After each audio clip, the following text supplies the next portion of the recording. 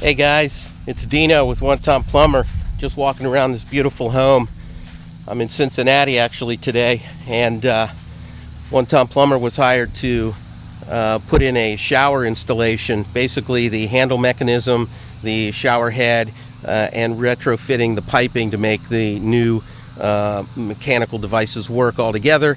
And so what we're going to do is go in there with my plumber partner Tim. Pay really close attention, because throughout this he's got probably a dozen really cool pro tips to make your job a lot easier, save you a lot of time. So let's go inside this beautiful home.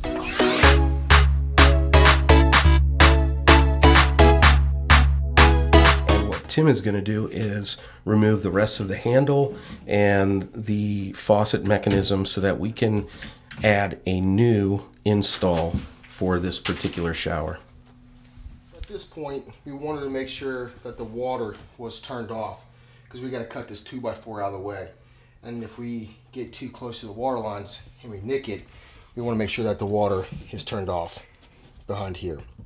So right now we're just going to disconnect this 2x4, cut it out of the way, so we get to the back side of the shower valve. So this is the new shower valve or shower body that the customer supplied. It indicates that you have the hot and the cold and the up and down.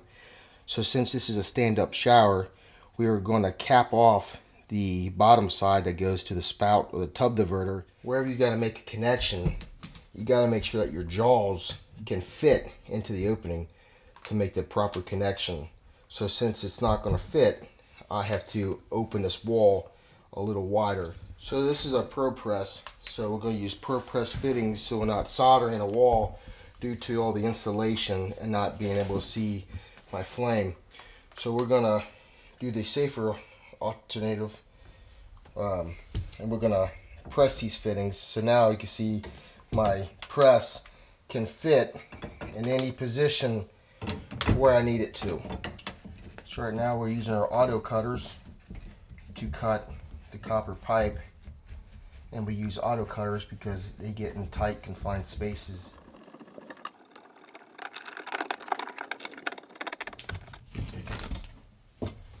If you were going to be soldering these, you want to pull the cartridge out along with this cover, because you don't want it to melt. And if you seal up this, heat up this cartridge, it's going to melt in there, and then the whole shower valve's pretty much toasted. So a pro tip is, so when you're applying Teflon, you can use a pen or pencil, and it kind of helps you get in the tight areas. So just for a little extra protection, I like to add a little bit of pipe dope to the threads. You don't need a lot, just a little bit. So that way, when I make the connection, it makes it extra watertight, and it kind of adds for lubrication and reduces the amount of friction on the Teflon. Now that we're in place, we're going to go ahead and pull up on this while we press, just to make sure that we have a good connection and nothing's moved. So typically what I like to do is I like to start my first one and to pull that cartridge more towards me. So as I'm tightening it, it's bringing everything lined back up.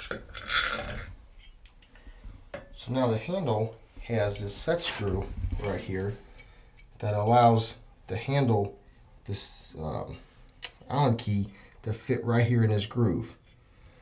But it has this hex head that's going to sit perfectly on this right here in the off position. You go ahead and you want to tighten down your Allen key in the off position, and as you turn it on, it's going to go from the hot to the cold.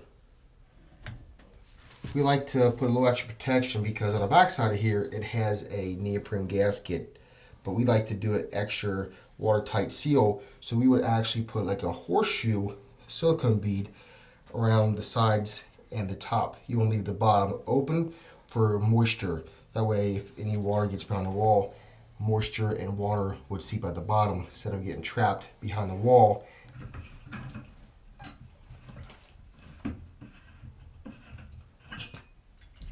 So just like the other procedures, you want to put Teflon tape and pipe dope on the threads.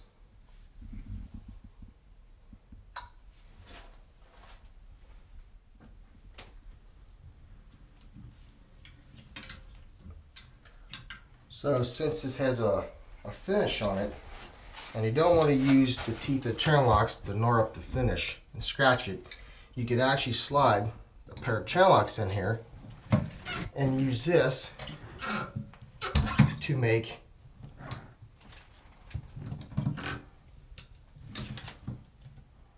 the actual tightening. And it's rubber, so it will not damage any of the finish. So when you install a new excursion ring, a lot of times when you put it on, it just doesn't want to go in there. So a trick would be to flip it around and apply it and swirl it around. And then when you apply it, it fits right in place.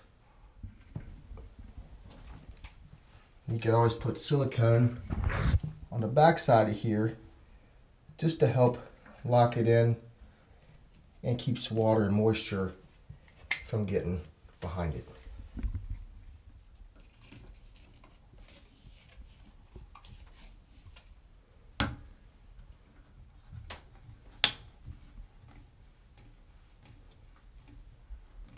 Looks like you got a pretty clean workspace, Tim. Yes, sir. Yeah, using a tarp, definitely lay it down. Definitely get a clean workspace and cuts down on cleanup. Excellent, excellent work. The back end, all the cutting, connections you made and retrofitting really looks beautiful.